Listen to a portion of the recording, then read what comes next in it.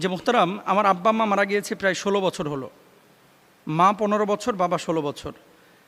আমি প্রায় আব্বা আম্মাকে স্বপ্নে দেখি, তবে এখন মৃত আব্বা আম্মাকে বাবা আমাকে ঘন ঘন স্বপ্নে দেখছে। কখনো তারা কিছু চায়, কখনো কিছুই চায় না, আমার দিকে তাকিয়ে থাকে, আবার কখনো বা আমাকে ডাকে।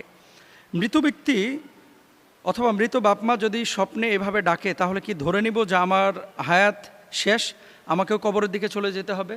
এই প্রশ্নটি যিনি করেছেন উনি হচ্ছে বনশ্রী সি ব্লক থেকে, তার নাম হচ্ছে আহমাদুসামাদ। সুবহানাল্লাহ। দেখেন, ইম্পর্টেন্ট একটা প্রশ্ন। মৃত বাপমা অনেকেরই এরকম স্বপ্নে দেখা দেয়, দাদা দাদি স্বপ্নে দেখা দেয়, অনেক সময় কিছু চায়, অনেক সময় আবার ফেলফেলায় তাকায় থাকে, অনেক সময় ডাকে। এখন কোনটার জন্য কি স্বপ্নটা? এটা তো আল্লাহর পক্ষ থেকে, তাই না? আল্লাহ সুবহানাহু ওয়া তাআলা কুরআনুল কারীমের সূরা জুমারের 42 নম্বর আয়াতের মধ্যে বলছেন, আল্লাহু ইয়াতাওয়াফাল আনফুসা হিনা মাউতিহা ওয়াল্লাতী লাম তামুত ফি মানামিহা। আল্লাহ প্রাণ গ্রহণ করেন মৃত্যুর সময় এবং যারা মরে না তাদেরও নিদ্রার সময়। ব্যাপারটা হচ্ছে, আপনি যখন ঘুমান, আন্নাউমু কাল মাউত, রূহটা কিন্তু আপনার সাথে একটা সাময়িক বিচ্ছেদ ঘটায়। আপনি যখন ঘুমান, এজন্য আপনি একটা জিন্দা লাশের মতো পড়ে থাকেন, মানে মৃতের মতোই কিন্তু পড়ে থাকেন। এখন স্বপ্ন হলো আত্মার এক বিশেষ অবস্থা, যেখানে মৃতদের দেখা সম্ভব।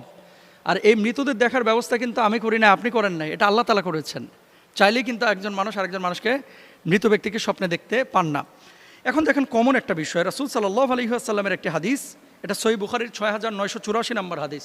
নবীজি সাল্লাল্লাহু আলাইহি ওয়াসাল্লাম বলছেন, আর রুইয়া সলিহাতু মিনাল্লাহ ওয়াল হুলমু মিনাশ শাইতান, যে ভালো স্বপ্ন এটা হচ্ছে আল্লাহর পক্ষ থেকে, আর খারাপ স্বপ্ন এটা হচ্ছে শয়তানের পক্ষ থেকে। এখন আপনি এই মূলনীতির উপরে, বুখারীর এই হাদিসের উপরে ভিত্তি করে আপনি চিন্তা করেন যে আপনার বাপমা কী অবস্থায় আপনার সাথে দেখা দিয়েছে। যদি আপনার বাপমা ভালো অবস্থায় আপনার সাথে দেখা দেয়, তাহলে জানবেন যে আপনার আব্বা আম্মা হয়তো ভালো অবস্থায় আছে। যদি খারাপ অবস্থায় দেখা দেয়, তাহলে জানবেন যে আপনার আব্বা আম্মা খারাপ অবস্থায় আছে। তাহলে আপনি করবেনটা কি? আও ওয়ালাদিন সালিহান ইয়াদউলা, বাপমার জন্য দোয়া করেন, রব্বির হামহুমা কামা রব্বায়ানি সগীরা বলে, আল্লাহ আপনি আমার বাপমাকে ক্ষমা করে দেন, সেভাবে লালন পালন করেন যেভাবে ছোটোবেলায় আমাকে লালন পালন করেছেন। এটা হচ্ছে আপনার করণীয়। খারাপ স্বপ্ন যদি দেখেন, আর ভালো স্বপ্ন যদি দেখেন, ধারণা করতে পারেন যে আপনার বাবা বা মা ভালো অবস্থায় আছে, কিন্তু এটা গ্যারেন্টেড না। এটা গ্যারেন্টেড না যে আমার আব্বাকে ভালো অবস্থায় দেখেছি, এই জন্য আমি আর কিছু করার নাই, বাপমার জন্য কিছু করবো না, আমি আমার মতো চলবো, এমনটা না।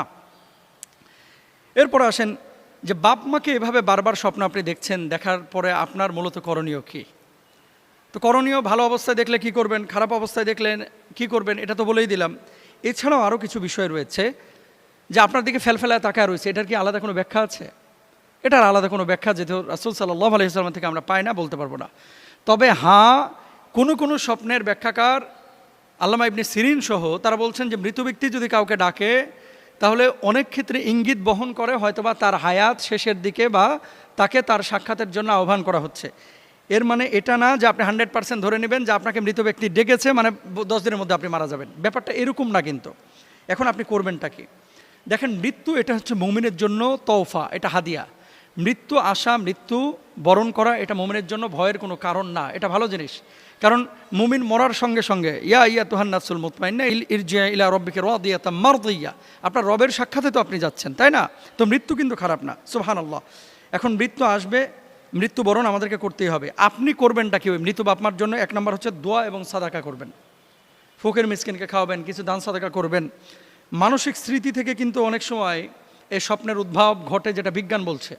একটা জিনিস যখন বারবার আপনি বেশি ভাববেন, তখন এটা স্মৃতিস্ফটে, মনস্তাত্ত্বিকভাবে কিন্তু এটা আপনার ওই রুহানি জগৎ থেকে আপনি স্বপ্নটা দেখেন, এরকম বলে থাকেন। কোনো ভুল কাজ থেকে ফেরানোর ইঙ্গিত হয়তো বা আপনার বাপমা দিচ্ছেন, হয়তো বা আপনি বাপমা জীবন দশায় নামাজ পড়েছেন, ভালো কাজ করেছেন, এখন আর করতেছেন না, এই জন্য বাপমা এই রুহানি জগৎ থেকে আপনারা সতর্ক করছেন যে আপনি আবার ভালো পথে ফিরেন ইনশাআল্লাহ। আল্লাহুম্মা গফিরলাহুমা ওয়ারহামহুমা, এই দোয়াটা বেশি বেশি পড়বেন। রব্বির হামহুমা কামা রব্বায়ানি সগীরা, কোরআন তেলাওয়াত বেশি বেশি করবেন। বাপমার পক্ষ থেকে যদি কোনো ঋণ থাকে, ঋণটা আদায় করার চেষ্টা করবেন ইনশাআল্লাহ তাআলা। আর স্বপ্নে যদি কোনো কিছু চায় বাপমা, যে আমার জন্য উমরা করো, হজ করো, সম্ভব হলে করবেন, যদি সম্ভব না হয় তাহলে আপনি তাদের জন্য আল্লাহর কাছে দোয়া করবেন। এখন মূল কথা হচ্ছে, স্বপ্নের জায়গায় নবীদের স্বপ্ন ছিল হচ্ছে দিব্যালোকের মতো সত্য, সূর্যের আলোর মতো, পূর্ণিমার চাঁদের মতো সত্য। আমাদের স্বপ্নগুলো সত্যও হতে পারে, মিথ্যা হতে পারে। এই জন্য আমরা খুব বেশি চিন্তাগ্রস্ত হব না, আমাদের করণীয় কাজগুলো করার চেষ্টা করব। আল্লাহ প্রত্যেকের বাপ মাকে জান্নাতুল ফেরদাউসের মেহমান বানায়া দেন, ভুল ত্রুটি ক্ষমা করে।